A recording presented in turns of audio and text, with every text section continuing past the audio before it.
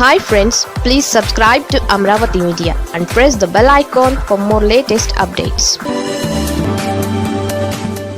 పవన్ కళ్యాణ్కు సెగ గతం తవ్వి మరీ ఏకేస్తున్న వైసీపీ.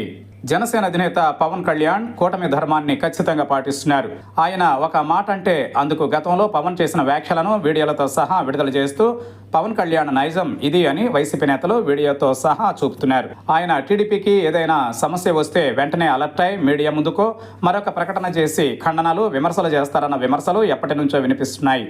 తాజాగా హోంమంత్రి వంగలపూడి అనితపై వైసీపీ నేత అమర్నాథ్ చేసిన వ్యాఖ్యలను కూడా పవన్ కళ్యాణ్ ఖండించారు.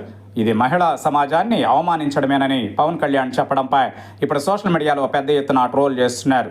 కొద్ది రోజుల క్రితం పవన్ కళ్యాణ్ ఢిల్లీకి వెళ్లి జనసేన సమావేశాలను పెట్టారు. పార్టీ ఎమ్మెల్యేలు, ఎంపీలు, ఎమ్మెల్సీలతో పాటు ముఖ్యమైన నేతలను కూడా తీసుకెళ్లారు. జాతీయ సమగ్రత జనసేన విధానమని గట్టిగా నొక్కి వక్కాణించారు. ప్రాంతీయత, కులం, మతాలకు జనసేన వ్యతిరేకమని పవన్ గొంతెత్తి చాటారు. అయితే దీనికి ప్రతిగా వైసీపీ సోషల్ మీడియాలో గతంలో పవన్ కళ్యాణ్ చేసిన వ్యాఖ్యలను ప్రస్తావిస్తున్నారు.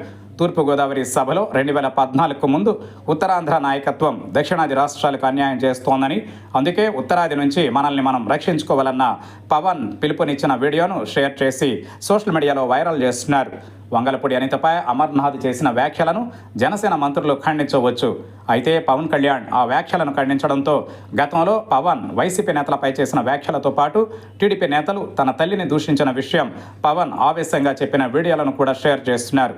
అలాగే టీడీపీ నేతలు మహిళలపై ఎలాంటి అనుచిత వ్యాఖ్యలు చేసినా పవన్ కళ్యాణ్ పట్టించుకోరని, టీడీపీ నేతలపై ఏగ వాలనివ్వకుండా చేయడంలో పవన్ కళ్యాణ్ ముందుంటారని పెద్ద ఎత్తున కామెంట్స్ వినపడుతున్నాయి. పవన్ కళ్యాణ్ తాను ఒకటని, మరో రెండింటిని వైసీపీ నేతలతో అనిపించుకోవడం అలవాటుగా చేసుకున్నారని ఆ పార్టీ నేతలే అభిప్రాయపడుతున్నారు. మొత్తం మీద పవన్ కళ్యాణ్ ఆవేశంగా గతంలో చేసిన వ్యాఖ్యలే ఆయనకు ఇబ్బందికరంగా మారుతున్నాయి.